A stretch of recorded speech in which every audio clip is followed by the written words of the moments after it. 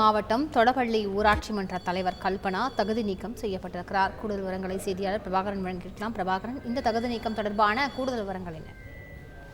வணக்கம். வேலூர் மாவட்டம் அணைக்கட்டு ஒன்றியத்திற்கு உட்பட்ட டோலப்பள்ளி ஊராட்சி மன்ற தலைவர் பதவி பட்டியல் சமூக பிரிவினருக்கு ஒதுக்கப்பட்டிருந்தது. இந்த ஊராட்சி மன்ற தலைவர் பதவிக்கு கல்பனா சுரேஷ் அப்படிங்கிறவர் போட்டிட்டாங்க.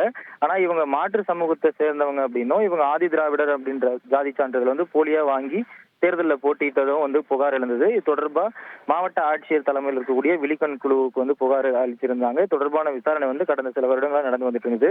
இந்த புகார் உறுதி செய்யப்பட்ட நிலையில ஏற்கனவே இந்த ஊராட்சி மன்ற தலைவர் கல்பனா சுரேஷோட கையெழுத்திடும் உரிமை பறிக்கப்பட்டிருந்தது. தொடர்பான தொடர் விசாரணைகளுக்கு பிறகு கல்பனா சுரேஷ் ஊராட்சி மன்ற தலைவர் பதவியிலிருந்து தகுதி நீக்கம் செய்து வேலூர் மாவட்ட ஆட்சியர் தற்போது உத்தரவிட்டிருக்காங்க.